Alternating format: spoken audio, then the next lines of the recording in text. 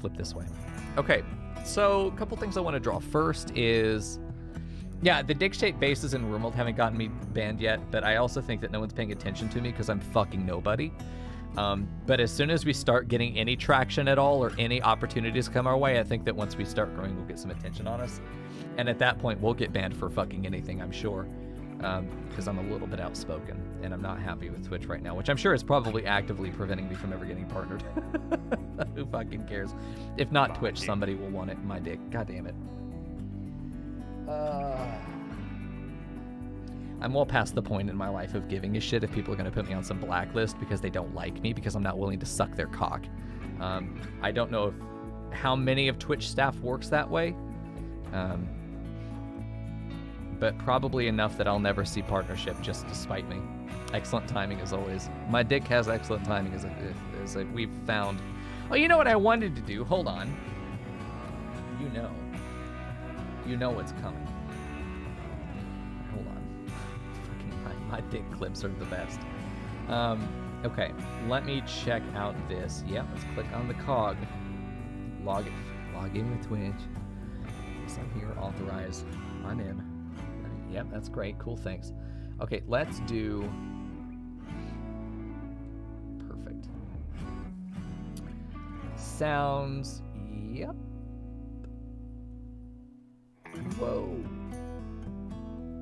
There's... Oh, they expanded the sound alert to be able to add channel point sounds, so you can use channel points. Oh. Interesting. Okay. Okay, let's go find that what Rian sent.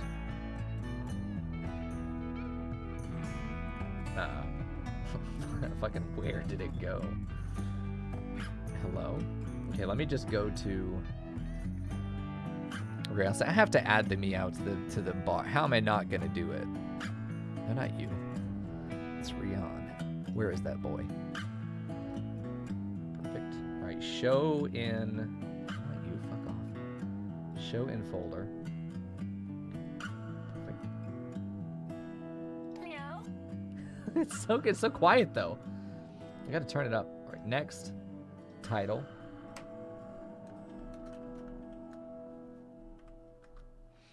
Meow is neutral. Unlist the sound. Yeah, I don't want other people to be able to find it. This is just for us. Okay, let me boost its volume. That's what I want to do. It's created. Let's go to individual sounds. It's on the next page, I'm pretty sure. I can get up to 30. I wish I could have more. Don't add a random button. Where's the other buttons? Is it only letting me look at these? Hello?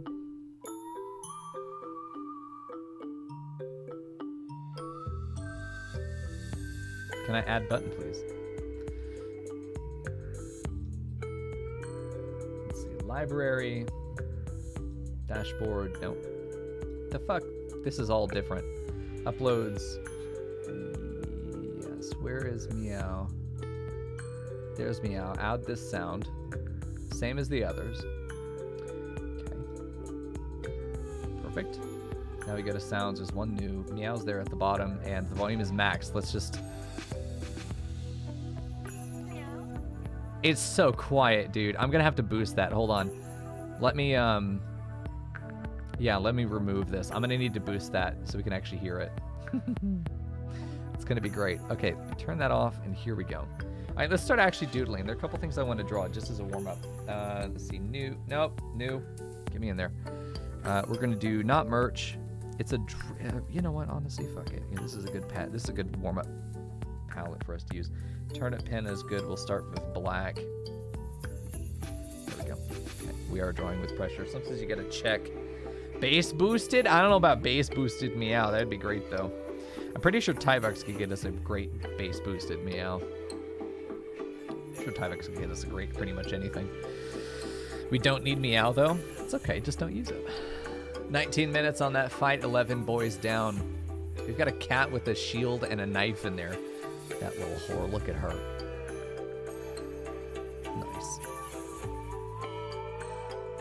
Oh, it's a tank, interesting. Man, I can't wait to have our full body skins. Well, hold on now. Someone got the, let's see, where is that? Someone got one of the banner skins. Thank you for that. Getting a 7 out of 30 points there to be able to get our full body Coco skin. 7 out of 30. We're working on it. I'd buy the rest if I could. Believe me. I don't know if I can. I want to talk to them and see if that's okay. Just let me pay for the rest. That'd be easy. I'd rather have the full body. Perfect. Okay, so one of the things is either the bun boy, you know, sipping a fucking dank Capri Sun while doing a kickflip, you know.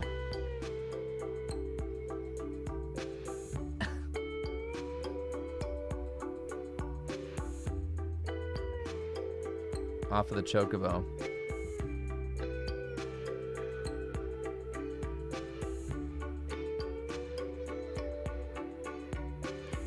Fucking rad, dude. Fucking sick kickflip. Off of the chocobo. Just like that. I think that's excellent, man.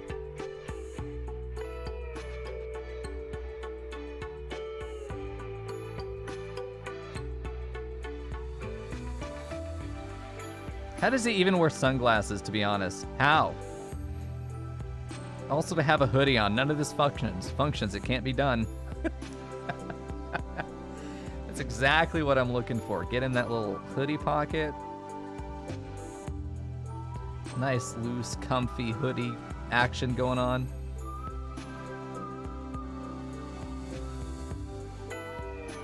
Doing a kickflip off your chocobo, man. That's what you do. Now that we got him, you better believe that's how it's being done. With gigantic fucking ears. And that's definitely one thing we want to do. We got to doodle the shitpost so that we can remember that they're there. I also want to have Murgo in the sink. You know, full-on kitchen faucet.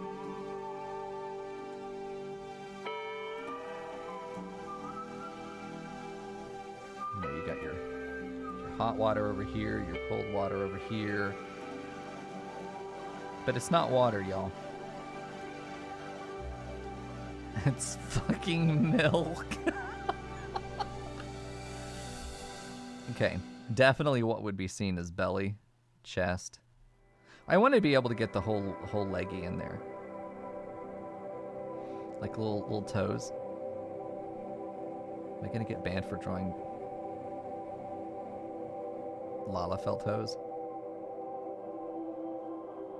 Probably.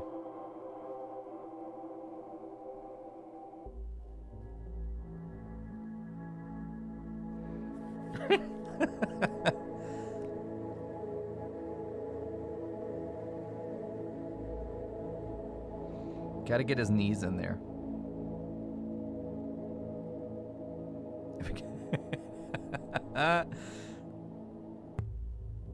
And then his hair is coming up. What is not in the milk, of course. What is Murgo's hairstyle even?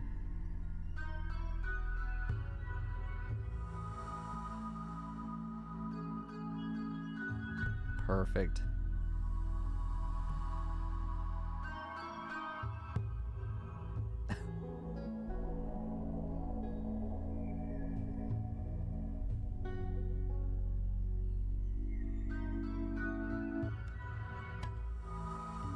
Jesus. They're cucumbers, I promise. It's not his eyeballs. No, Pilk! Oh no! Definitely. Definitely. Absolutely is what we would see.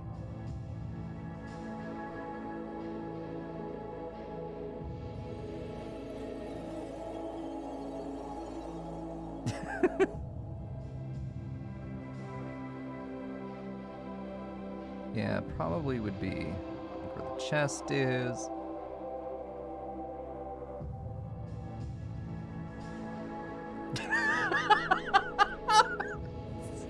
So fucking cursed.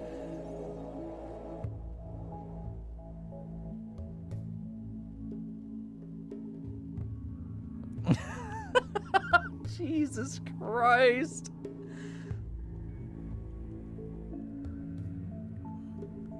This is exactly how. This is how the Lalafell bathe.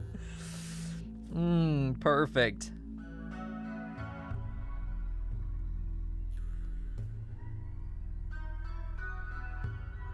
Exactly right, dude. I mean, honestly, you can't improve upon that. We gotta get the other side of the sink down here, of course. And then maybe there are actually fucking dishes in here. You know. Let me do the rim of the sink. This is why we can't have nice things. Fucking Murgo. Excellent. I'm so pleased with this. You have no idea. This is the shit that goes through my head when I'm playing this damn game. Sick kickflips, bro. This is what Murgo's doing when he's not in party with us. God damn it. Okay. Well, I don't necessarily have anything that I want to work on badly that I can also show you on stream. What we can do is potentially work on another merch design if we want to. We could work on emotes, but man, that is a level of technical attention I'm not able to give right now. So what's more likely is probably just gonna do some doodling and then see what happens there. Cat Gib. Fern, go to bed, bitch. What should, man, what should we draw then in that case? I mean, we could just take those to actual pieces. I mean, those would be adorable stickers. Just a fucking Vieira kick flipping a chocobo. I think this would be excellent. And we gotta give him his, you know, tail, of course.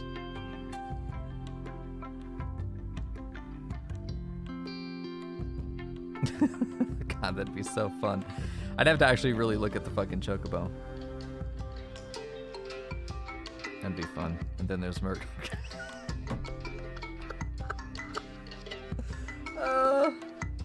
Excellent. Excellent. I'm so pleased. The Bun Boys don't have tails? Really? Yeah, you know what? I think you're right. As much as I've meant to look at his ass, I don't think I ever actually did. Hold on. Take away his feet too. Why not? Okay. Let me put together some ideas for what we want to do. Either complete meme.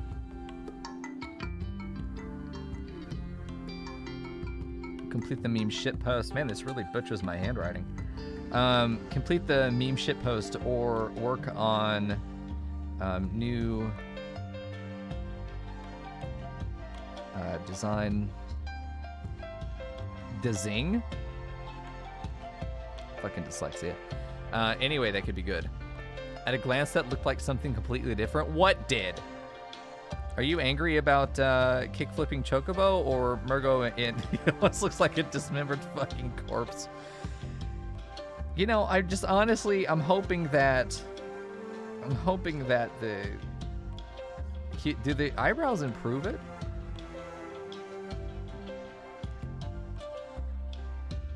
Yeah, definitely. Oh, the chocobo. Yeah? What did it look like? Dude, he's having the time of his fucking life. He's having he's never been kick flipped before. Excellent. Yiz, what do you think? You still want the Squish Cat as a sticker? Oh yeah. We need to do that then. Probably do Squish Cat. That's what I knew there was something we were in progress on. Let me do that. Let's see, where would that be? You know, if we worked on it since then. Nito, Deco Do Crimes, Nito SC, SK. What is this illustration? I'm terrified to click on any of these because they might be cocked, dude. Hold on. Let me close the, let me do this. Oh, Watch my Steam while I open this up and see what the fuck I was looking at. Okay, we're safe. Not banned today. Okay. Another day, surely.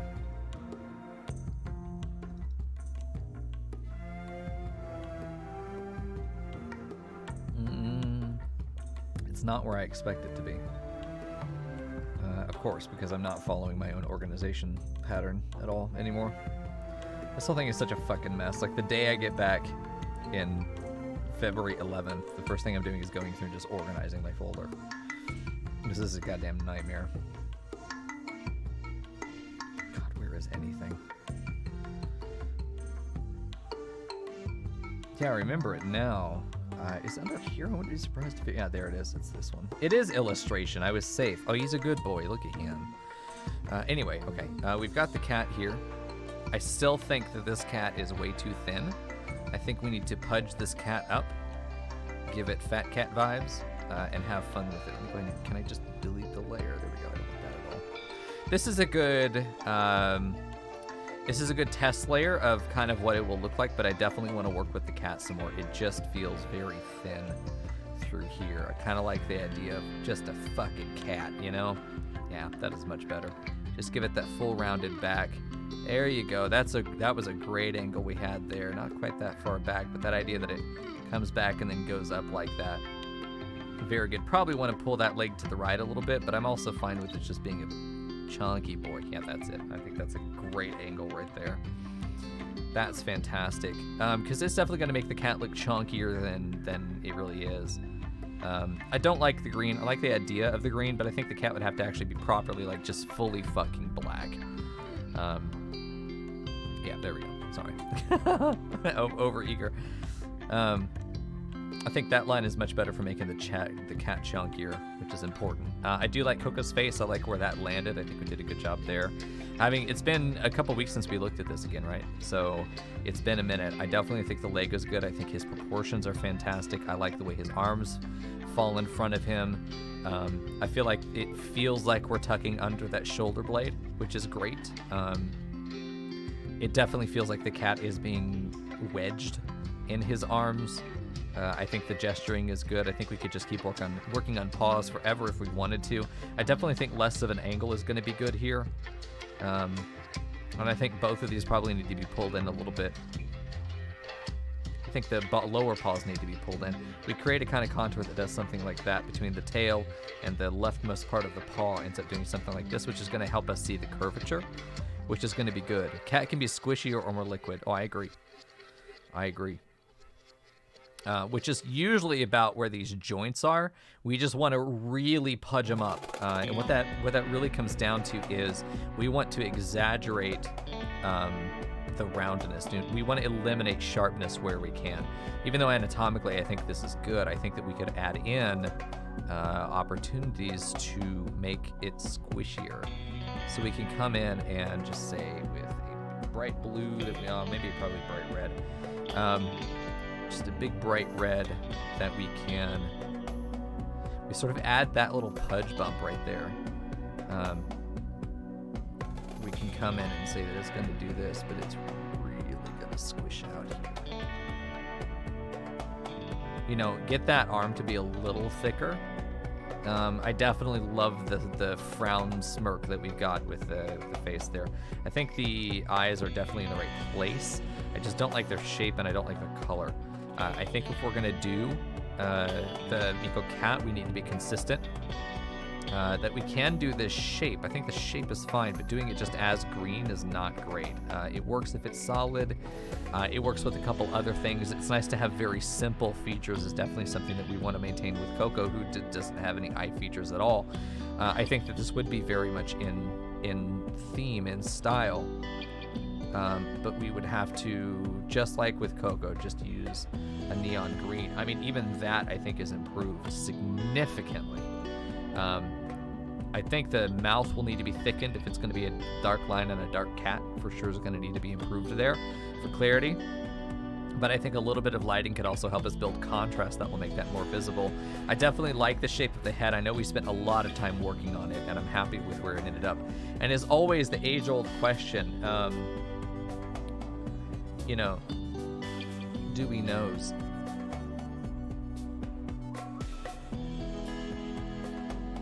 You know, and to what extent do we do a nose? You know, I don't know.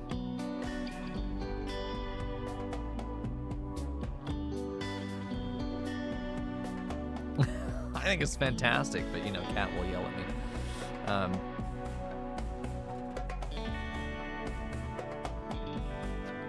I don't know. I don't know that the nose is really needed. I think it could be cute, but I think just eyes and a mouth is even cuter. I definitely want to keep the pink where I can, and I think that we want to just try and make the cat feel as pudge as possible.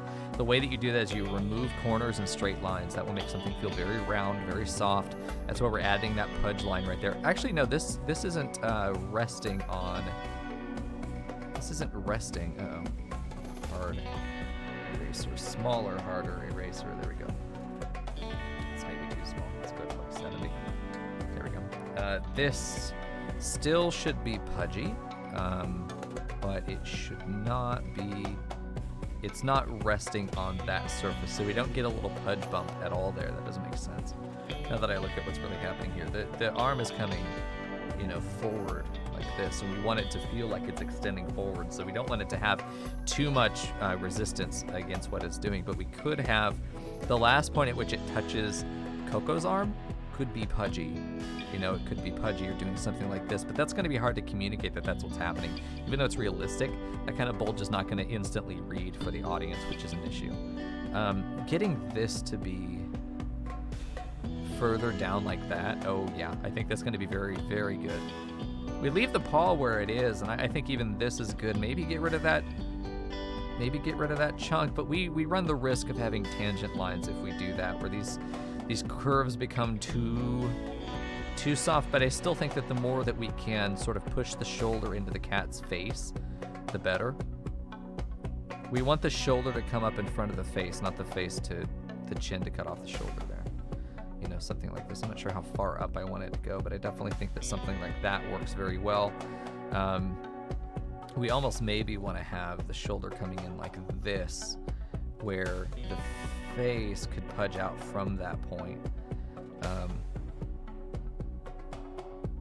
You know, we want to give those round sides. I mean, how chunky do we want this cat to be? And I think the answer is yes.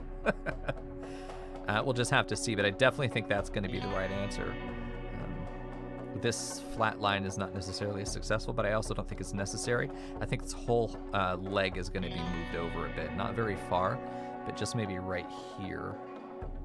And we don't want it to be this lean. Look how deep this valley is for that leg. We really want it to be a chunky pudgy. You know, something like this where it comes at, it might even go just as far, but we probably will pull it in where it does something like this. Not that soft. We do want to have a little bit of an angular action there. And then can do that, maybe add cat ass if we want.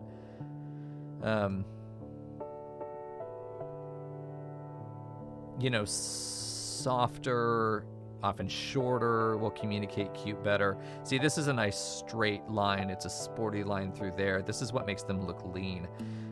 We want to almost even bring this out as well to help with potential tangent lines. I don't think we're really working with one right there. I think if we were going to work with this hand, it either needs to come out of the center of the knuckle, which may make the cat look a little bit too thin, or we need to come out all the way over here, which may make the cat look a little bit too big. There is such thing as too big in trying to make a big old cat. And I think that needing to come out over here to avoid the tangent line on the knuckle is definitely going to cause us to choose this instead. I think that this is fine depending on how we actually make that approach. If we do something like we have now that makes that curve in, that could be miscommunicated. But if we go fully perpendicular there, then we've perfectly avoided a tangent line in a way that I think is going to be really fucking elegant. So you're probably going to have it do that, especially because we've kind of established that the spine is doing this kind of curve, which anatomy and cats do not mix. You don't need to worry about anatomy with cat, but lines of motion should still be maintained. Lines of motion are really why you can get away drawing blobs with green eyes and calling it a cat, and everyone goes, yep, that's a cat, because they're not wrong. Battle's ready, by the way. Let's go ahead and do that. TD Strange's got a big old thick boy in there. Is that a lobster dog? Hold on. Yeah, from Rune Sun, not surprising. It's interesting that they're able to use licensed material as their skins. Interesting. I wonder if they're going to get in trouble for that. Hey, I'm seeing a Coco skin in there. Nice. Good deal, dude. Hey, let's go ahead and get that going while I sit and think about the anatomy of this cat. So let's take a look at this. I definitely think that we're going to be better off showing less of Coco's midsection because I know that's not really what we're here for. When we use that real estate for Pudgy Cat. I almost think that this is just about perfect. Maybe bring this out a little bit. And since we will see this, because this paw is going to be moved, remember that. Since we will see this, we can use it to kind of mirror what this one's doing and sort of poke out a little bit further.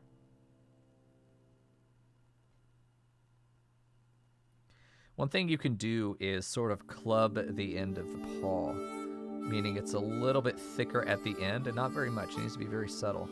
A little bit thicker at the end than it is sort of at the ankle, if you will. This is a proportionality that makes things look cute. The fact that we also have the paws here, and we're going to have the paw pads, I think is going to be cute.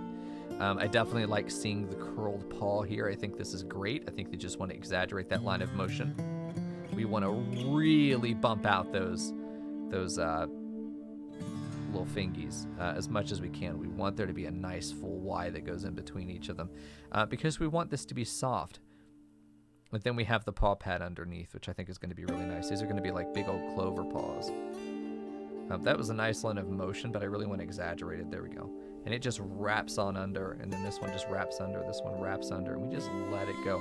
We're looking for very gentle lines here. We don't want anything that's going to be sharp or sporty. We want something very, very clean.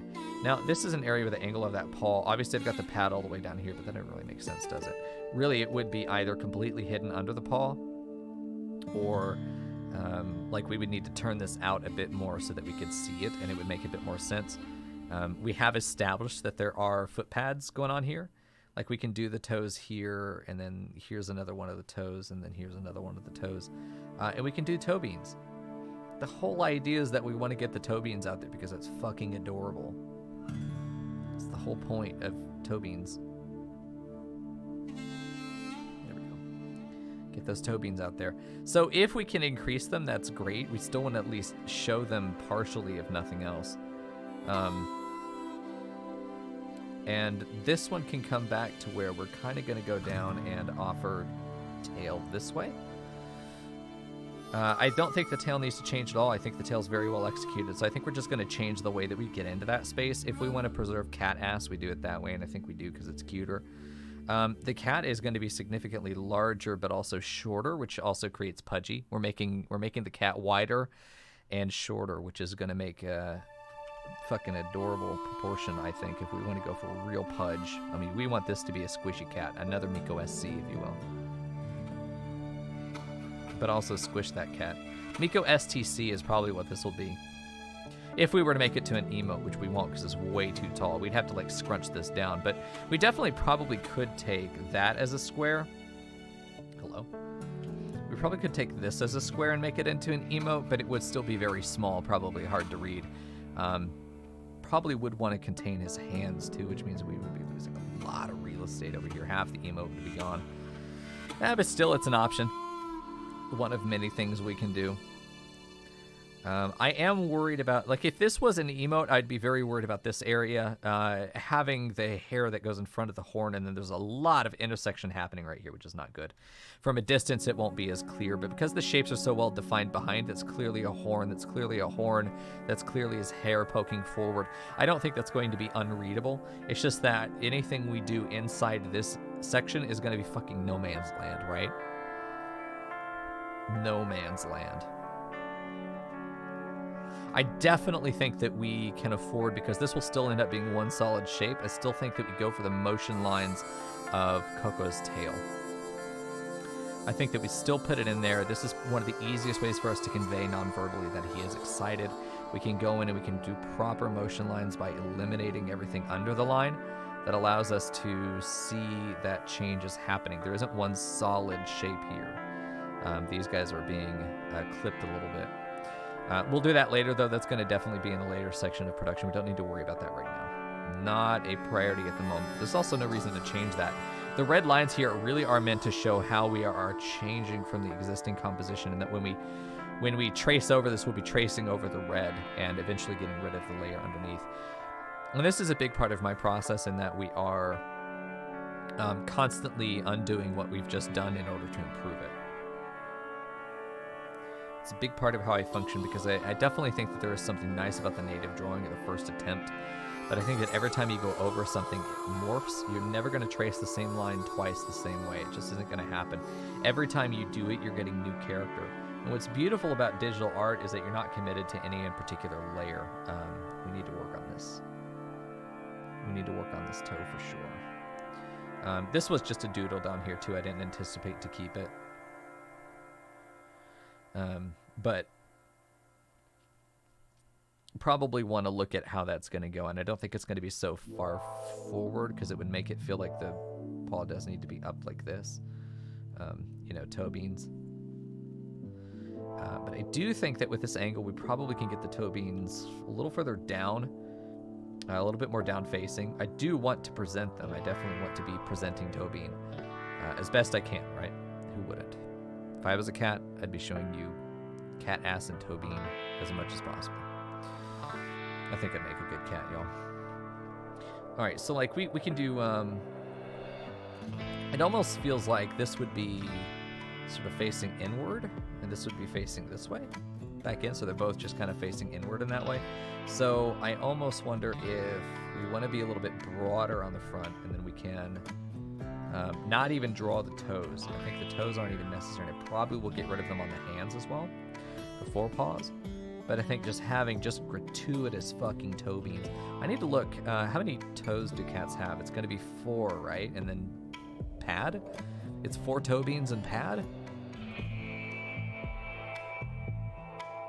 We could probably do the same thing with these hands over here. Except if I have them point up a little bit, then yeah, we do get a little bit more toe bean, which I think is probably an improvement. Let's just explore that possibility here. We have it.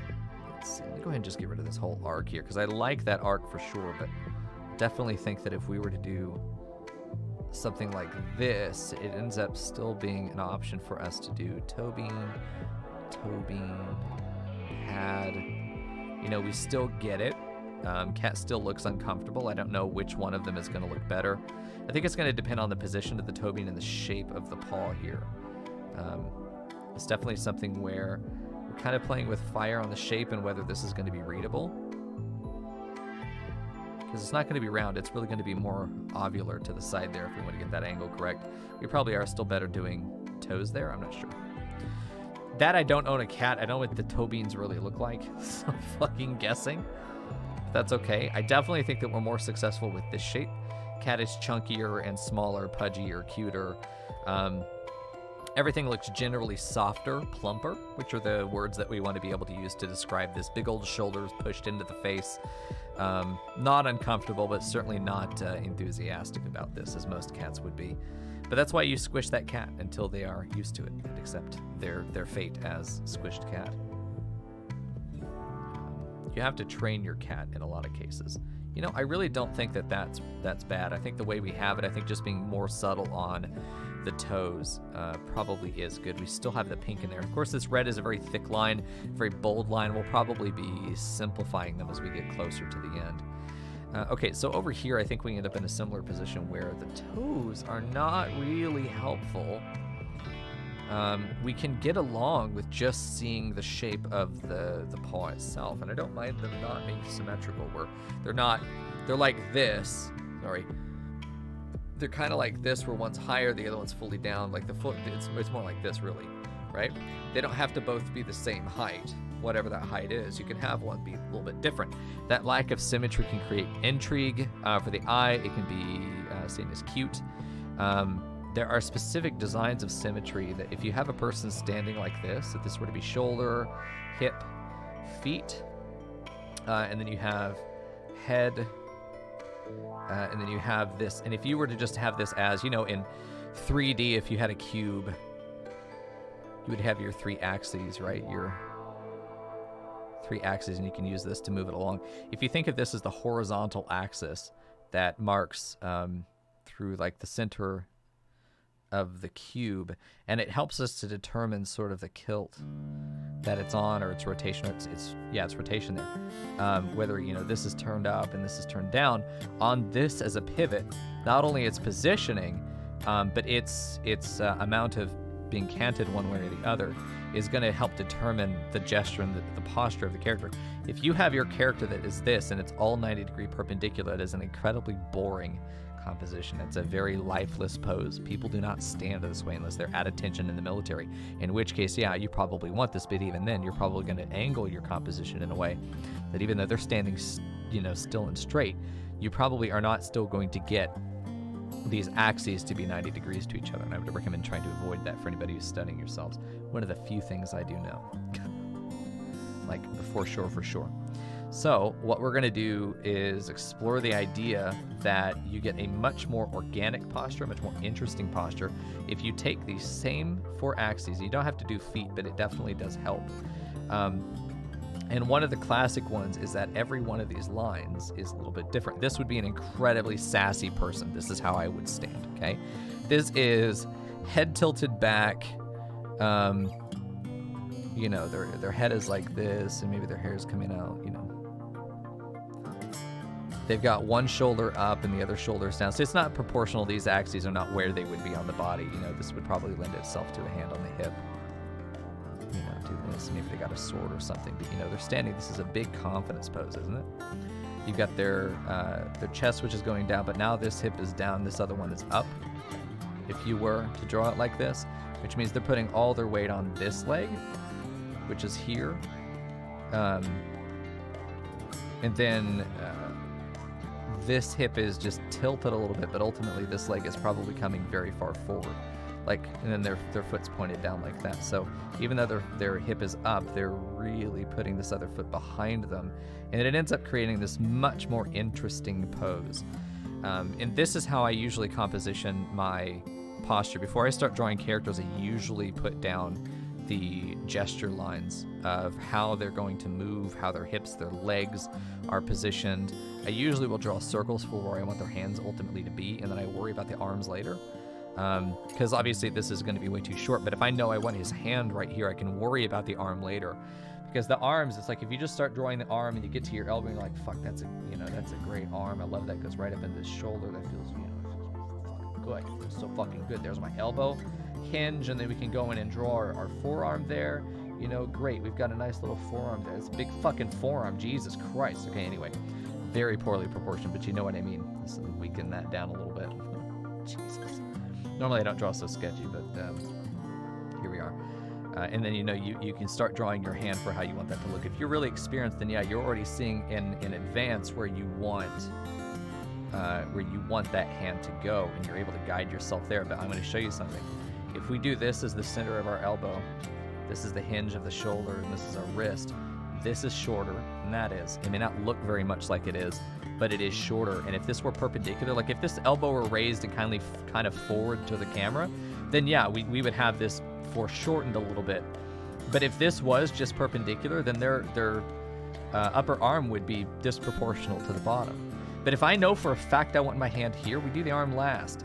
We go in and erase all this. Keep the shoulder joint, we do the torso, and then we decide where we want the hand to be. We draw them like Rayman. That's always what I've done. Draw them on the wrist, draw the shoulder, and then draw a line between them, and then perpendicular out from the exact center.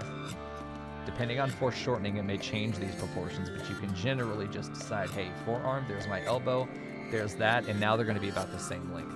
Fucking geometry. Depending on the angle of the camera and your perspective, that may not work, but it's a good general guide to help you understand sort of the distance you're looking for. We want to use these properties of the different proportionality. We want to look at the directionality of our different angles here, or lines of motion, and how the body flows to create a much more compelling shape than straight down, and then legs come straight out, and then straight up, and then, you know, this comes straight out. This is a very angular cat in our first composition here. Everything is fucking 90 degrees just about. What we have now is a much more free-flowing and natural line, more of a Fibonacci spiral potentially coming out of this cat, you know? we've got this that comes around really on the back and just fucking whooshes down into the tail. And I think we'd be better off in whatever angle we finish here. There is no clear angle where the back starts and the tail starts. I think that we're going to be very successful if that's how we handle that. So just some thoughts. But we just want to keep these lines soft and moving. We do not want angles. We don't ever want to be able to see perpendicular lines necessarily, because that's going to be an area where we're starting to get too angular, and it's going to take away from the chonkiness and the pudginess of this cat, which is the priority, of course. So yeah, I definitely want to have this cat just have a pudgy cheek there. It's definitely what we want. We can exaggerate it if we want. I think it's better if there's a little bit of straightness and then it pudges out. I think that's cuter than just saying round. This tends to show that, hey, we're pushing some force up into this, and that's pushing the fat and the flesh out a little bit as a result, when normally it might hang like this. It's being pushed up. And if you think about those forces at play, when you're placing objects against each other, it'll help you get a lot more value in the readability of how soft or how pudgy or the proportions of things, and really their consistency is what we're going to come down to. Getting the consistency of objects based on how they interact with those around them. Okay, so I'm feeling very good about those edits. I love the shorter paws on the bottom. I like the length of the upper paws. I think we're almost looking at a munchkin cat in proportions here. Just not a problem at all. I think Coco is done. I'm satisfied with his composition, the way he's laid out. I want to play with line density a little bit, but I think that the way he's sitting is good. I kind of want to finalize his fingies and what those are going to actually look like, but I definitely think that the sleeve is kind of over the wrist here. I think that's successful. The wrist is really more about right there. We've got the palm of his hand coming right there like this. The shirt kind of pulls over. I do really like the idea that we just have this continuous line up until the forefinger that points out purely for compositional reasons to give us these very easy areas to put in anti-tangent lines. It's here to break up the potential tangent between his sleeve and the body of the cat. This breaks that line up just nicely. We give it a little triangle there to show that the finger is moved. Then the rest of these go into their normal gripping position. And we got his little pinky curled up under there, which you basically can just do an X on the side and off you go. We do want to have this where he's got other fingers coming out. It's almost like he's wrapped around, so I kind of want to cut off the bottom of that pinky. That it is behind the other hand. Which we don't need to be too specific here with our anatomy. It's not really that important. I think we're going to be fine. I think ultimately we had this as part of his hands. He had all of his fingers out there. I think it's going to be more readable if we don't worry about trying to explain what those are, and we just let that be where the sleeve comes up, and then that's his cat, you know? Bam, can we keep it? Focus less on trying to be realistic and more on just giving a clear, readable story of what's happening here. That's ultimately what we're after. And the only time we want T-junctions, whoa, whatever you just did, do not do that. Only time we want to give clear T-junctions is when these shapes do not belong to each other. This sleeve needs to be clearly disambiguated from the arm here. That's why it comes in at a perfect T-junction. Goes into his knuckle at a perfect T-junction, which we raised that finger so that it would do that. Hey, Frackle. Same down here with the bottom. We're just always trying to pay attention to those lines. We're looking for T-junctions where those things don't match. We're letting them come in at a Y, where there's similar shapes together and we want them to be cute, but we still want to have disambiguation from this shape that's at the front, because this is really overlapping the front of the cat, and we really could try and have some fighting if you wanted here. We had the cat sort of pudging its cheek there around the shoulder, but that ends up creating a lot of unreadable space as to what's happening there.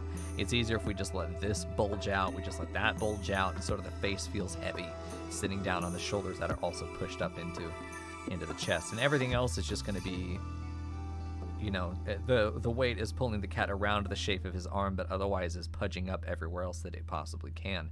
I think that ends up being very successful.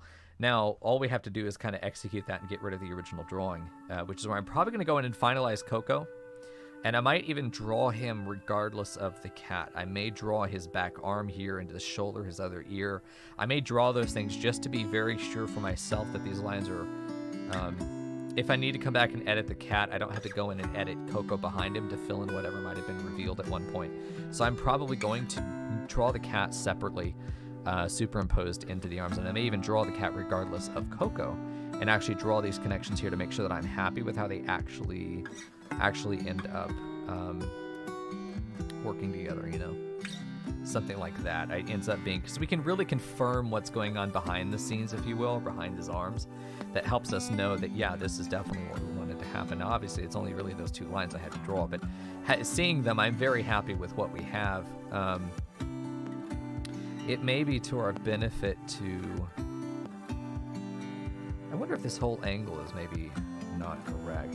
You know, because the shoulder is so far close to the torso, and then you got this long branch of an arm that sticks out straight, whereas this one feels like the arm comes down and then bends up again into the arm, into the forepaw. I'm wondering if we'd be better off having something like this that then becomes,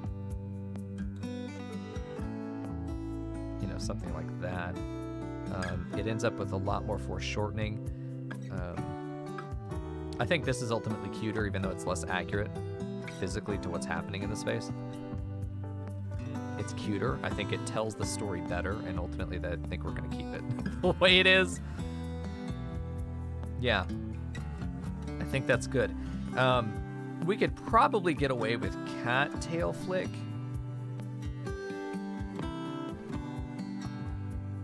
You know, the idea that the cat is doing some tail flick action itself.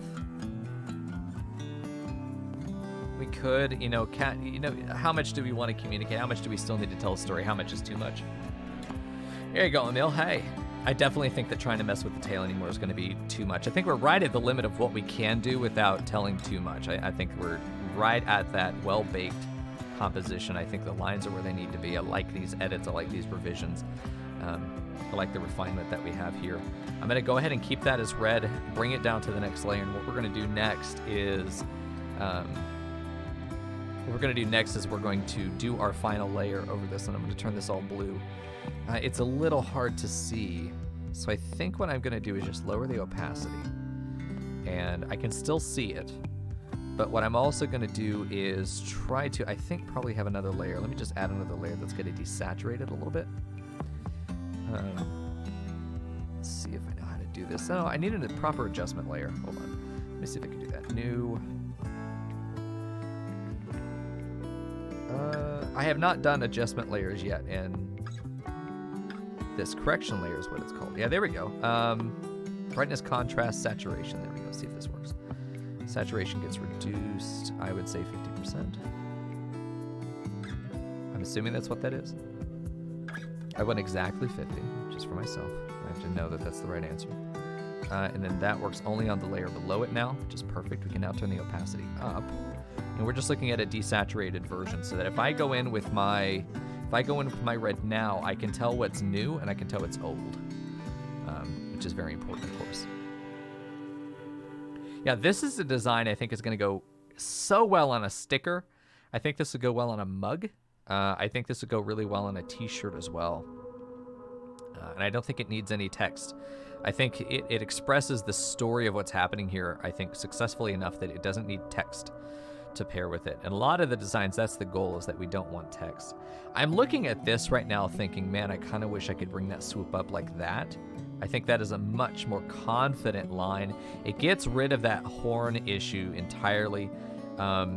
It does almost make it look like he has proper hair, like a fucking Donald Trump toupee, which, I mean, but I do think that a little bit less, something between the two, a little bit less curvature here will make this feel a bit more substantial, because right now this feels very wispy, which is almost not a bad description. I definitely think that giving it a little bit more substance would be good, but it definitely needs some curvature, and I don't want the back of his hair to bump up too much. And I'm wondering if getting rid of this bump entirely could be the goal here. Instead of having this necessarily bump up more, which really all I did was raise it, this still does solve the problem for the most part. Obviously, this is a rounded tip. We would sharpen that out. But giving just a little bit of a bump right there for substance, I think, would be really, really valuable. even if it was mostly a straight line that just connects back there, I don't want this to feel like it's coming up and then doing this, you know? I really want it to be, here's the round of his head, here's the tuft of his hair. All right, so there isn't an up and down swoosh. I think this line's much more successful there. Yeah, and this is stuff we want to look at. It'd probably be a very good time right now to flip this horizontally. It's good to see you, Mill. We got 4 minutes left on this battle, 20 allies down on the page, and I think we're going to stomp it even with what we have there. But if you want to get your stuff down to be able to get the benefits of it, then get in there. Okay, I definitely like the eyes where they are. I like the mouth where it is. I like the nose where it is. It's all good. Give him eyebrows if we want. You know, he's so cute. God, this is the benefit of working with a design. Oh, this is the benefit of working with a very simple design. We get to play with it, and it doesn't take much effort in order to turn this simple design into something that is much more powerful, enough to take over the internet, perhaps. I would hope so. I mean, you can't go wrong. Coco's so goddamn cute. As he was designed to be to make Disney go, fuck, why didn't we do that? You know, I'm telling you, from the day that I designed Coco, I was like, God, I hope there's not a Pixar movie about a goat coming out soon. I'm gonna fucking lose it. There was already a time where people would come in and be like, bro, you've got Azrael emotes. Like, who the fuck is Azrael? Oh, it's the goat dude from Undertale. I haven't played it, so I have no fucking clue. I've seen Rule 34 of the character, but I have no idea apart from that. God help me. Anyway, let's go ahead and probably going to include this in the old segment. Let's just bring that down and include that, because that was an editing line. That was not a drawing line. We are going to draw in red, though, because black, you can't desaturate it. This is really meant to allow me to differentiate between the two red layers. And I use red because pretty much no matter what's behind it, red will stick out. I mean, unless it's like fucking magenta and pink. But everything we have right now is very cool or neutral, so our editing color that we want to use to make edits over the thing is going to be usually the opposite temperature. I would not use purple here, for example. We want to use the brightest red we can to be able to get in there. Now, this is going to be a clean layer, so I'm probably going to use a smaller pen. I'm not sure how thick I want these lines to be yet. That feels like a good thickness right there. Again, this is merch. This is not an emote. We do not need the lines to be particularly bold in order to stay visible and prominent when we scale this down to 28 pixels. We're not going to be scaling it down at all. So we don't have to worry about a lot of the science problems we have with drawing emotes, where we have to be very careful about how this will anti-alias. And goddamn, that's a nice curve. I think we're keeping that. Instead, our biggest concern is going to be that we can communicate the contours in the way that they are in our planning. We want to be able to trace over this and keep the character of it, even though we know it will wiggle, because these lines are not salvageable. They're rasterized. They can't be edited anymore. They can't be modified. They're dirty sketch lines. They can't be salvaged. The only thing we can do is make a clean line over them. So that's what we're doing now. I want to see if I can go back over this again. The beauty of Clip Studio Paint, for those of you that don't know and asking, well, why the fuck are you going over there? You know, you're going to see me doing this a lot. I'm going to draw things like that. Because when I go in here, for those of you that haven't seen this yet, Clip Studio Paint has a beautiful function where if you draw on a vector layer and you're drawing with a pen in a vector layer like I'm doing, it allows you to do erasure up to the intersection of a line, which allows me to do all kinds of beautiful things by using the overlapping to my advantage. So I just want you guys to see that that's going to be the strategy to which I do my line art and my inking. It allows me to work very quickly. And again, shout out to Yiz in chat, who is a commissionable artist. I don't know if your commissions are open yet, Yiz, or if you're even here still, but Yiz has helped me a lot in my transition from Photoshop to Clip Studio, and has really helped with a ton of resources and a ton of help and a lot of encouragement in transitioning from a process and a program I'd been using since 2008, I think, to be able to work in this program, and how much more advanced it is than Photoshop, and being, I think it's free, right? I can't even remember. I think Clip Studio Paint is fucking free. It's kind of ridiculous the value that you get here. Yeah, definitely reach out for prices if you're interested. We got 4 seconds on this battle, by the way. There we go. I think we have a hero coming in.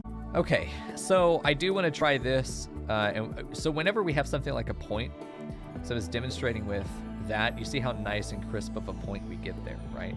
That is very difficult to do if you're doing something like that, which honestly you still can. Studio Paint's really good about getting corners. In Photoshop, that would look like something, you know, like that. It'd be very fucking rounded, which that'd be a really cute ear to do on a Miko day, you know? This is the value of warm-ups, is that I'm a gesture drawer for the most part. I will sketch and draft without any regard for anatomy or any of the sciences. Really, it comes down to this, and I think this might be a good lesson for people who are writing essays, people who are creating anything. This is advice that I give my students all the time. You need to allow your brain to operate in 2 different stages, and it will not really be doing both. Good night, Fern. I do appreciate your sacrificial boy. God, I hope he makes it. Fern's got 1 warrior and a box on it on its own. Oh, you're dead. That's fine. You'll sow chaos into their ranks. You've got your creative and your analytical. Now, it's not saying that you can't be both. Not at all. But your task is usually going to be definitively one or the other. Almost never is what you're trying to do in your project both of these things. And you'll find that if you allow yourself to specialize your feedback and your assessment on one of these 2 things, if you let your work focus on being one of these 2 things fully, you will find more success. Let me give you an example of practically how this looks. If you're planning an essay, right? If you're planning an essay, you want to do step 1, which is brainstorming.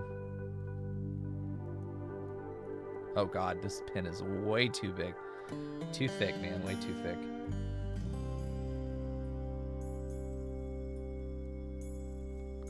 Brainstorm. And what this means is you're going to take everything in that smooth brain of yours, okay? And you are going to fucking squeeze that bitch, okay? Like a soft hamburger. But you are going to squeeze it, okay? Your goal is to wring out as much content as you possibly can from your brain. You are 100% in creative brain. The last thing you want to do when you're brainstorming is have something land and then you stop squeezing to take your hand and then go grab that thing and say, nope, not good enough, get out of here. You are not going to assess or analyze what you're doing. You are going to write down every idea that you have, every single thing.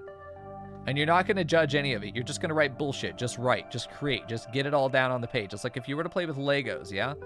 I was a big Lego player when I was a kid. You cannot play Legos by having your little fucking bucket of Legos, yeah? And then be like, oh, I want a yellow 4x2 brick. And then go jam your hand into that bucket and lose your hand in the process looking for that one fucking brick. You know how you play with Legos? You dump that bitch.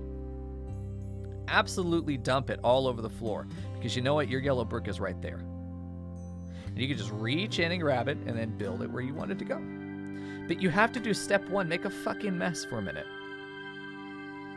You have to do this. You absolutely have to. There's no way, because if you just jam your hand in here, the part you need is right there. Your hand is getting mangled by sharp plastic. There's blood pooled in the bottom of this thing. Any 90s kid will tell you that thing is full of fucking blood, okay? Every brick is red at a certain depth. This is the only way to actually get anything done. Brainstorming is this process of dumping the Lego box out so that you can see everything, but you don't actually start taking anything out of the pile until you have everything down, because your second phase, step 2, once you've brainstormed, once you reach a point where you're like, I don't fucking know. And in the process of brainstorming, you never stop writing. Never stop writing. If you get stuck, jump onto a new idea. It completely schizophrenic is fine. Do this. Draw diagrams. Draw something. It doesn't matter. Doesn't have to be writing. Fucking doodle. Draw. Okay, I'm not gonna fix it. You can draw dicks if you want. It doesn't matter. Whatever is in your head goes on that page. This is something when I was teaching freshmen, they loved this because I told them, yeah, if you need to draw a fucking clown emoji because you can't think of anything else while you're writing this essay, I want to see a goddamn clown emoji on that writing notes page. I want to see that in your pre-writing. I don't care why it's there. If it helps you get that out of your head so you're able to focus on this, that's what matters. Draw them into margins, fill them, that's fine, do it. But if you have a whole page or you have a Google Doc and you're just type. Just type, just insert stuff, make a drawing that helps you diagram out a concept. the relation between two ideas. I do this all the time. You see me doing this shit all the time when I'm planning things out. You can plan in diagrams, plan in writing, plan whatever's going to work for you, but get your ideas down on paper. Get them out of your head. If you're trying to assemble something while the ideas are still nebulous in your head, I had a student I was teaching last week that was trying to write something, and he was like, yeah, I know my thesis, and he started writing his thesis, and he stopped writing halfway through his thesis. I just sat there for a minute and a half before I said, why did you stop? You said you knew your thesis. He didn't know his thesis. He had an idea of what he wanted his thesis to say, but he had not figured out the words. But he went straight to trying to draft without planning anything. You can't do that. It will not work. It will cause you to freeze the moment you run into something you hadn't really prepared for, something you can't really do off the cuff, something that requires planning. You get there, you're going to be fucking stuck. This is when you get frustrated. This is when you're going to start shutting down that creative part of your brain because you're going to go into frustration mode. You have to stay in the creative space. You can't just jump into drafting. It's the biggest problem that you're going to have if you're trying to do anything. It's the same thing with drawing. Do your warm-ups, do your planning, find some references, get color schemes that inspire you, go look at other things. But get all your planning down. Once you've done that, you've done your brainstorming, then you go back and you curate. This is when you go in and you say, okay, what if this shit pile is salvageable? What if this do I really want to do? You know what? I like that point that goes well here. I like the wording I did for my thesis in this attempt. This diagram is going to be very helpful for me to understand the concept, and I can explain. If I describe that diagram, it will make that point. That's probably its own paragraph. So at this point, you're just picking out what you think is going to be useful. Hello? Give me my arrow, you slut! Okay? And it all goes into this box now that is your clean little play area. You know exactly some things that you know you want to say. These are your big ideas. These are your diagrams that you know you want to keep. Yeah. So you're not worried too much about anything yet. Notice I'm not editing my sentences. These can literally be fragments. They can be single words. Sometimes I do open late. I had an example essay I did for a student that said, you know, persuasive essay why you should eat at Whataburger. One of my points was that they were open late. I didn't have to say, you know, when you're in the middle of the night, you're studying for your finals, you're really hungry, but you don't want to go cook because it'll take too long. You want to also go take a break. Why not go for a drive down to water? And I'm not going to write all that out right now. It's not fucking important. It's not what matters right now. Just get the concept down and then come back and you will embellish it later. You'll finish it out later, but we're at a conceptual level here. After you've curated what you want, you're going to organize. Now I know what I want to say. Now all I've got to do is say an outline. Okay, 1, thesis. Okay, 2 is going to be main idea 1. And then I'm going to do like 2 supporting points and an example maybe I want to do. Okay, so I'm putting bullet points down there. 3, do the same thing. Main idea 1, 2. 2 points that I want to elaborate with. And then, bam, example, you know, and then pull in, maybe it's a 2-paragraph essay. That's all I'm writing here. God help you if you're only writing a 2-paragraph essay. Blessed are ye that knows nothing of your future. You know, and then 4 is going to be conclusion. You write your intro. 0 is intro, really. Well, 0 is thesis, 1 is intro, but it doesn't matter. You write your intro and your conclusion last because they are not substantial. You figure out where this info plugs into here to make most sense. Once you have your outline, then you take it to full sentences. Okay? You go to full sentences, and then at that point, you are actually drafting your essay. Look how much effort goes in before you actually start drafting. But once you draft, you're not going to need to edit this very much. You're just editing language at that point, but your concepts are good. At that point, you proofread and you turn it in. It actually takes less time to do this process and will produce better quality material than if you just start fucking vomiting words on the page and turn that shit in when it reaches word count. Guarantee it. The same thing applies to art, where you need to determine that in your brainstorming phase, you're creative. And you're curating, you're analyzing. In your organization, you're going creative. How do I want to present this information? Then you're analyzing, you're oscillating between the two as to which is going to be the most effective way to organize. Then you are completing sentences, which is draft. Okay, draft is your creative side. And then you edit as 5. Okay, and that's your analytic. You read it one more time to get a full comprehensive overview, which is analytical. And then you turn that shit in. I guarantee you, you'll write better. For art, you have a very similar thing. You're going to look up references. You're going to look up your color palettes. You're going to get an idea of a composition that you want. But you're not going to sit there and be like, well, let me put the head right here. Okay, so let's go ahead and just start, Draw me. Get that chin in there. I don't like that chin. Let me work on that chin. Let me focus on that chin for an hour and a half. There's an ear. Ears. Go look at references for ears. That's an ear. Maybe I wanted to do that kind of ear. But then what about here? Let me go watch a 30-minute video about how to draw hair. Okay, got it. Okay, so I'm going to do that now. Well, that's not really my style. I'm just going back to what I did before, you know. Let me go back and do that. You know, you can go this back and forth between planning and execution so much, but if you just take time to go in and fucking plan. Just go in and fucking plan. Stay creative. Do gesture drawings. And like, I know that I want that to be the way that I'm working on this, and that's going to be really interesting perspective. Let's have the background really flow with that. Or maybe let's have the background do the opposite perspective, because that'll be more interesting. It'll be iconoclastic to his environment. Awesome. So we're going to do that. And then start drawing in. That's my frame that we're going to do this with. What's down there at the end? We're going to cut in another corner there. It's going to be a street corner. Let's give like a table or something that's right here. Maybe he was sitting at a table. Maybe he got up from a table. That's what he's doing here. Or you know, so we have an arm that's going there. I know a hand there. And I'm going to want a hand here that maybe he's, you know, grabbing a bike or something. You know, we're going to have a head there, I guess. What's on the table? I don't know. And it's going to get really fucking messy, right? But we're getting so much more work done just throwing shit onto the page. And later we can go, yeah, this proportionality is not good. We're going to bring that head down there to be more in line with this. Shoulders probably will be there. It's going to be hard to get his feet in frame. It's probably going to be all the way down there. And we can start really doing that analytical thing. We do the same thing with all of our compositions. The same thing with all of our compositions.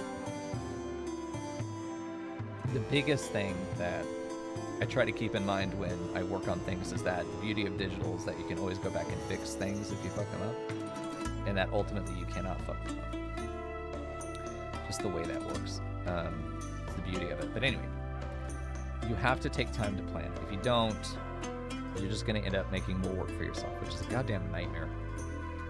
So, having said all that, let me do, I think 20 is what we decided on. Yeah. Let me get in and see if I can trace this line. We're going to go very, very heavy gesture. Perfect. I don't want a corner there, so I really want this to blend in like that. We can come in and adjust the thickness later, because getting the pressure right is going to be hard. What's more important to me is that I'm able to get, that's it, is that I'm able to get where that's going to be a junction. So we're going to do this now. You can cut off that tail, and while they need to be connected there, you'll see there's a way to do that as well. It fills it in, and now we've got that really beautiful curve going on there. But now this is one contiguous line. Yeah, perfect. Yeah, yes, you've got a good process. I think yours will serve you well for getting a lot done quickly. I mean, I'm not doing things quickly right now, but that's because I'm talking as opposed to just doing it. There is a science to having the horns point, you know, that way or that way. I'm not sure which ones I like. I think the horns being a little thicker and curving back. This is a gentler horn. This definitely is going to express more of a cute Coco than the sinister Coco that goes, you know, that's his horn, as opposed to that's his horn, you know. This is going to communicate a softness that I think is important to this composition and the story we're telling with this piece. I definitely like the almost roundedness that we have here. It really is almost a rounded. Ooh, that's good. Let's see how that covers. Yeah, we'll want to connect those lines for sure. Yeah, I think not having a sharp tip is going to be important here. I like that. We can always come back and adjust the line width as well. We're not worried about that. We're just really trying to follow this, but we are leaning into our own gestures as we do it as well. I think that there is more value in coming in gentler there.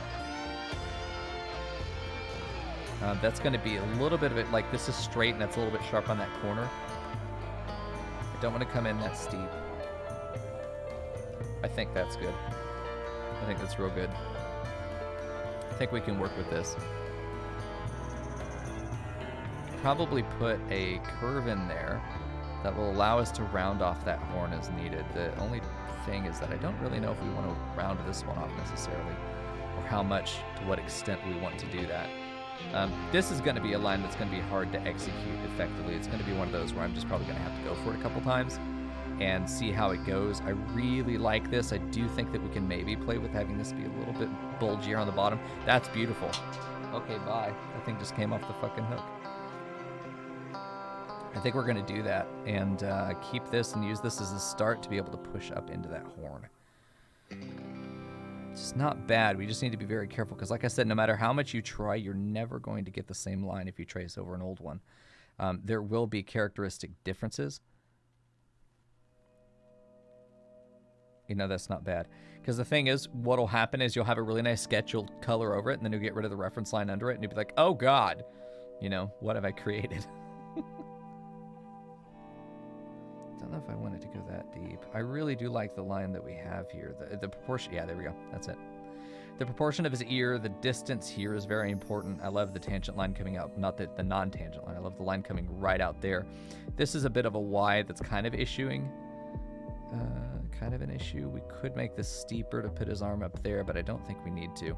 We could also have his back could also come out here. It could come out the same spot. That would only make the issue worse. I don't think it's a problem, though. I think with the shading, we do a nice dark section down here, especially because it's behind the cat. This whole block right here is going to be nice and dark. It might be a little light right there as a little light's coming past the cat's hip and onto his.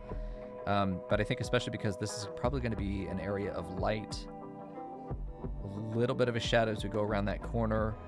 But ultimately, this is going to be very dark. This is going to be a very dark area. That contrast is going to help this stick out. Oh, fuck. Give me that line back, bitch. This contrast is going to help that stick out in a way that I don't think is going to be an issue. Yeah, I'm excited to look a little bit more at how Clip Studio does, you know, reference assistance, color gathering, and swatch making. It feels like there are some automatic processes for that. Kind of interested to see. Ooh, that's a good line. Okay. We're trying to be very soft. We don't want corners. Yeah, that's a corner right there, so we want to avoid that. To the point that we might even need to change a little bit of the shape. We're really cornered right there. Hold on. Do you want the cat's head to be... There we go. That's perfect. I do want the cat's head to be mostly flat. We don't want it to be too brown. We want there to be characteristic differences in the shapes of these creatures. There we go. Ah, that's a good line right there. I think we could adjust this to give a little, and I really don't even know if I like that concept, to give a little bit more thickness and fluffiness to the ears there. That's the idea. These eyes will be done as circles that I will then cut in half. Yeah. Interesting, yes. I'd love to look at that feature.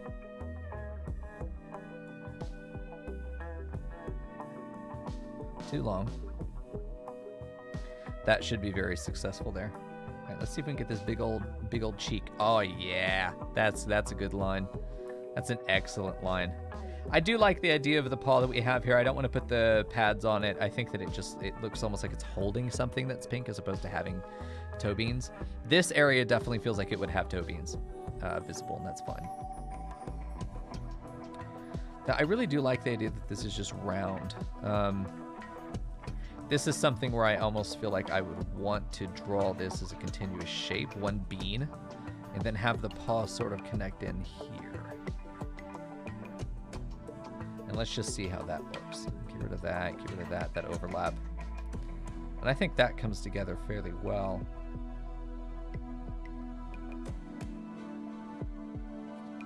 Because that gets a much more natural curve as you go through here. These lines need to be connected. Actually, they probably just need to be drawn through there. And then we can do that. Connect the vector line. That should help them. It's 3 lines right there. I really want to adjust line width. To fix the width right here, and I want to put it at like, man, 30 is probably way too thick. Yeah, we're going to put that at maybe 15. Let's just start 12. Start 12 and see what we do. It's going to do the whole line, which I think is fine. Cool. Probably should just do the area that we're in. But that should be fine. These lines are fully connected, right? Now they are perfect. So we've cleaned that line up. There's the beautiful thing about working with these vector layers is that you have so many opportunities to fix human error, you know? And I think that's a big part of digital art is that we can create these extremely clean and yet detailed designs, and we don't have to worry about human error stopping us from being able to work quickly. It's sort of a superpower, really. That's going to be gone. The horn back here will be gone, but we'll wait until later to do that. I'm going to clean up these edges now, see what we're left with. That is a bit hard there. That's probably going to take some manual cleaning. That needs some cleanup. This probably is going to pull it. I know it won't. It's good. We need to connect that line, though. But otherwise, this is looking good so far. Once we convert it to black, we'll really get the chance to paint it in, and then we'll see. How long until Marbles is ready? You're excited to watch RNG fuck you over again and again. You know, how long until it's ready? I could get it done tonight, but I keep forgetting.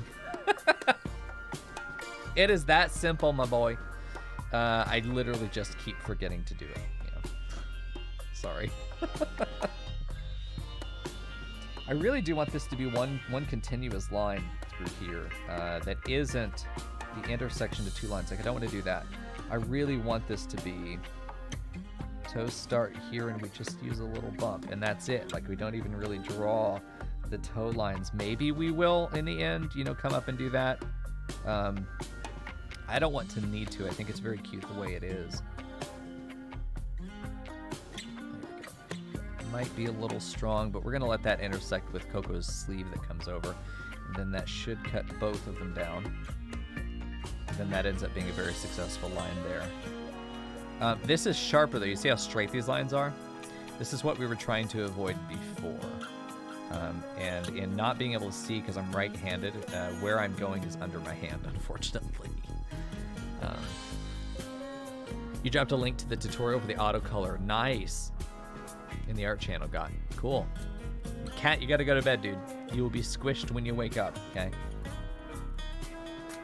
Actually, it might not be finished in the morning. That's okay, though. Really want to get that in there. We're gonna let that taper off in an angle that we can come in and then come out like that, which this would be beautiful. Fuck, I'm tempted to keep that line, even though the paw goes out a little bit further. I don't think the paw going out that far is going to be an issue.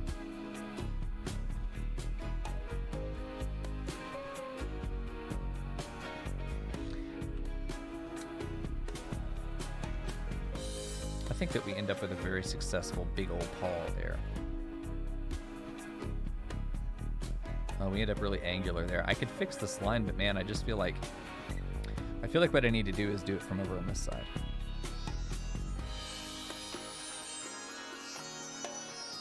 Yeah, much more successful. We've exaggerated it more, as you can see, than we did before. But let me see if I can get rid of this cleanly. No, we can't. Okay, as often happens, these lines don't quite taper into each other nicely. There we go. Take that out, let that overlap there again. I would like this to taper out a little bit, but this rounded end, I think, will sell better. Tapered ends, really nice sharp points on tapered ends like this, end up being a little difficult to manage. For the printer, it can end up getting missed in details. It's one of the first areas that will look bad if the printing doesn't go perfectly. Not that the Stream Elements printing wouldn't be great. They've been fantastic, apart from the fading issue. But I do think, as much as I hate to say this, I think it's user error, myself included, that when the ink is faded, it's been because not washing it properly. It does need to be washed a certain way, which I think is a weakness, but I've already talked to Stream Elements about it. They get it. They are just as determined as I am to produce the best that they possibly can for you guys. That's a nice strong line right there. Cuts through both of those. Let's see if we can get this guy. That's not bad. I do want a little bit tighter. That's good. That's our line right there. Perfect. Okay. We're going to do probably... Man, his little hands are cute. Okay. I think let's go for the sleeve. I don't know how much of this I want to do something like that. I think that may be a little bit harder to tell what's going on. I think that a straight line will just get his arm out there. I do think a little thicker will work, so we'll keep that line that we have. I do want this to be a nice angle that goes straight up into the arm, though. Let's make sure that that's connected. Okay, that feels successful. We can worry about his shirt now, which is going to rest up on his big old thick hip. I'm going to go ahead and get the bottom of that shirt there. I think that that's going to help us see sort of the angle. I know that this is going to need to come out a little bit further. Usually I wouldn't be doing new lines. I would literally only ever be tracing old lines. I would not be adding new stuff off the plan. That's what that bottom planning layer is for, is to sketch out what I think this should look like. But I do think it's valuable to have a little bump. We have the shirt come out a little bit further because the shape is going to create this situation. And again, this T-junction right here stops us from having tangent lines. If we were to have it where it does this, where this is shirt and this is hip, you can't really visually tell that there is a difference between these two concepts, that these are different shapes, as opposed to them just being different colors of the same shape, like a pill would be like this. It is the same thing, but half of it's blue, half of it's, you know, white. But if we do this and there's hip, no matter how distant this is, that little bump is going to create a clear indication that there is a separate shape happening here. And usually that the one that goes out further is overlapping, and it gives us a little bit of volume for free.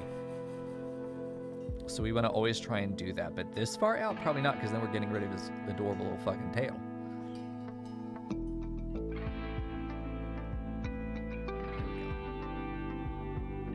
So when you order any of the merch, what you'll see is at the bottom it has care instructions, but it doesn't come with the merch, which is something I could probably send to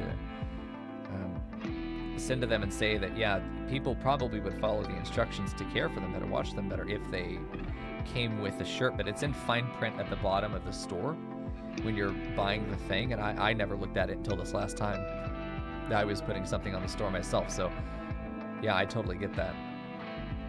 Okay, this does tangent out fully. I do like the idea of it being a little straighter, but I also think that the idea that his back is arched a little bit could indicate, I mean, in kinesthetics, this would mean he's putting his chest back over his legs. Usually he's putting it over his center of gravity, bowing out a little bit forward. In kinesthetics, people do this when they're carrying something heavy in front of them. They will bend back to bring their new center of gravity closer to their comfortable balancing center. So he's pulling himself back when we do that, right? He's pushing himself back a little bit because he's got heavy cat up in front, right? So, you know, if this is Coco, he's pushing his chest back to try and where his legs are right here. Center of gravity probably ends up being right there, and he's trying to bring it directly between his feet. That's how people work. So if you ever want to make someone look like they're really trying to lift something heavy, bend them that way. And keep in mind where their center of gravity is. And the heavier this thing is, the further back he's going to bend to try and keep it there. Actual power lifters do that. They bend back very far to try and get it above them because they try to get that weight directly over their feet. It needs to be perpendicular to their feet ultimately. But while they're doing this, usually their legs are forward and they're going back like this with their chest, and they're holding it almost like a bench press. You can see them go almost fully fucking limbo horizontal as they're pushing stuff up, because then they can use all of these really strong dominant forward muscles to then launch it and heave it, which is how they get it above their head. You're learning so many random, useless facts here tonight. Maybe not useless, I have use for them. I do, oh, that's pretty good. It's a little bit more bowed out. It gives us that little edge that we can push. I really want to pull this line a little more like that. Yeah, I think. Hey, 27 units down in a battle. That's ready to go. Excellent. Let's go ahead and clean that up. I think that's a much better angle. You see how we're getting that? We're getting that T-junction. We want to avoid tangent lines there. Getting his thigh right is going to be difficult because there's some very, very nice curvature that we did here. I just think that the proportionality of the thickness, the length, the softness and gentleness of these curves that then are sharp in very strategic locations, I think really were successful with these legs. The downside of tracing over some old planning work of yours is that you are invariably, like I said, there's going to be a different character to that line. I think that the character was so well executed in this leg that it hurts me to have to go over it again, because I know it will not be as nice. I can make him fucking thick though if we want to. Like, we can really fucking get out there. Ooh, it's not bad. It's not bad. It's gonna take a number of attempts to just see if I can get that line again. What I could do if I was really horny for that particular contour that we've got there, if I really want to guarantee I keep that, just use the pen tool and literally trace down the center, and it will work. It's something that you can do if you're really worried about not being able to execute that same organic shape, which right now is exactly the case I'm in. I could make it good, but man, this proportionality, the curvature, just where that weight is, right there's that weight, right there is that weight. You know, there's weight there on that bow. This ends up being really soft, gentle curvature, even though it is a little sharp in that corner. That's not bad. It gives us a little bit of contrast. I think that just came out so well. I'm going to have a hard time beating it. That's okay. Let's go ahead and get his tail. I do like the idea that he's going to have his tail wagging. I do like that idea. I think that's a successful line, but not long enough. That's going to be good. We can do that for his other. We're going to really just do a big old M cross there, because this ends up being very successful in just getting that shape down and being recognizable, and most importantly, pretty fucking pointy. So let's get that curvature there. We might want to think about really following that line as best we can. Really want there to be big character on this front tuft, because this is back, this is front, and we really want it to have, it's going to be the one that's seen more, so we want it to have more of that character, and I really do want it to be triangular. So we're really trying to nail this shape, and I think that's it right there. I think that's it. Yeah, I think that's going to be good. We can come back later and do that. Animate the tail and put him on the start screen with jammies. Yeah, we could absolutely, you know what, you're such a fucking genius. Yes, absolutely, we could do that. I also need to do the opening asset with Coco standing at the radio and animate him messing with the dials. I would definitely want to have the cat's tail flicking, you know, flicking over this way. You know, where it goes down like this and comes up, and have it flicking through these various stages of animation. You know, I think even that would be good, and just having 4 frames every now and then it flicks. Just like a windshield wiper. Otherwise, she's happy, but Coco's tail is just going to be fucking back and forth, 2 frames, just fucking rapid. Yeah, I mean, that could work very well. It's not a bad idea. It'd be very easy to do. There's really only two elements that are being animated here, and one of them is the only one. Not a bad idea at all. Genius cat, I might say. Here we go. Chat, though, I think I'm a bit exhausted for today. It's been a nice, girthy, almost 6-hour stream. I have to tell you, man, I am really enjoying this.